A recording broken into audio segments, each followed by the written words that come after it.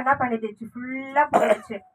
Okay, அவருக்கு என்ன பண்ணலாம், கொஞ்சம் இது கொடுக்கலான்னு சொல்லிட்டு கடற்காரனிலை தோச்சு என்ன பண்றாங்க, ஈசோப்பு. ஆனா இந்த 3 சுவிசேஷ புஸ்தகத்திலயும் ஈசோப்புன்னு சொல்லிட்டு குறிப்பிடப்படல. ஒரு கோலில மாட்டி அப்படின்னு தான் சொல்லப்படுது. ஆனா இந்த யோவான் சுவிசேஷ புஸ்தகத்துல மட்டும்தான் ஈசோப்பு தண்டில் மாட்டி அவர் வாயினிடத்தில் நீட்டி கொடுத்தார்கள். ஹல்லேலூயா, ஹல்லேலூயா, ஹல்லேலூயா, ஹல்லேலூயா. ஈசோப்புனா எத்தனை பேர் கேள்விப்பட்டிருக்கீங்க? வேதத்திலே நம்ம நிறைய கேள்விப்பட்டிருக்கோம். ஈசோப்பு என்ன சொல்றாரு, தாவீது கூட அவரோட ஒரு அதிகாரத்துல என்னன்னு சொல்றாருன்னா, சங்கீதம் 51:7 அதுல என்ன சொல்றாரு தாவீது, ஈசோப்பினால் என்ன பண்ணுங்க, என்னோட பாவத்தை ஃபுல்லா சுத்தி கழுவுங்க, அப்பதான் என்ன பண்ணா உறைஞ்ச மலையிலயும் வெண்மையாவேன் அப்படின்னு சொல்லிட்டு தாவீது சொல்றாரு. அந்த வசனத்தை நான் உங்களுக்கு வாசிச்சு காட்டுறேன். சங்கீதம் 51:7, நீர் என்னை ஈசோப்பினால் கழுவி சுத்திகரியும், அப்பொழுது நான் சுத்தமாவேன்.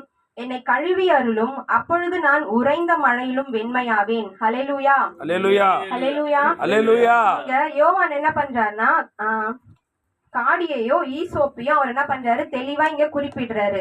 ஏதோ ஒரு கோல்ல மாட்டி ஏசப்பாக்கு என்ன பண்ணாங்க, காடி நிறைந்த ஒரு தண்ணீரை குடிக்க கொடுத்தாங்க. அவர் என்ன பண்ணல, குடிக்கல அப்படின்ட்டு தான் போட்டிருக்கு.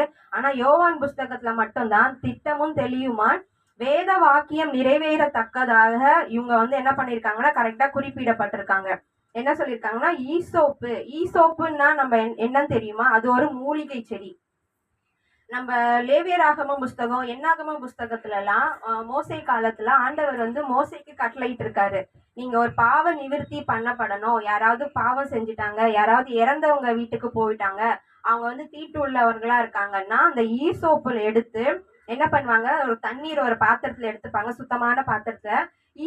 ஈசோப்புன்றது ஒரு மூலிகை செடி தான். அது பெரிய மரம் அப்படிலாம் கிடையாது, செடி தான். அதுல பாத்தீங்கன்னா அங்கங்க இலை இருக்கும், நடுவுல பூ இருக்கும். அது நீட்டா இருக்கும் போது இப்ப நம்ம கை வச்சு இப்படி தெளிக்கிறோம், அப்பெல்லாம் கை கூட வச்சு நம்ம தெளிக்க கூடாது அப்படின்னு சொல்லிட்டு அந்த ஈசோப்பு செடி வச்சுதான் என்ன பண்ணுவாங்கன்னா, ஒரு செடியில பாதி உடைச்சி அதுக்குள்ள தண்ணிக்குள்ள விட்டு இப்படி தெளிப்பாங்க. இப்பெல்லாம் நம்ம பன்னீர் தெளிக்கிறதுக்கு அழகா எப்படி கரெக்டா போய் விழுதோ அது மாதிரி அந்த செடியில தெளிக்கும் போது கரெக்டா அது சுத்திகரிக்கப்படும். அதுவும் இல்லாம ஈசோப்புன்றது ஒரு பாவ நிவர்த்திக்காக அது ஆண்டவரே பழைய ஏற்பாட்டு காலத்துல நம்மளுக்கு கொடுத்தது.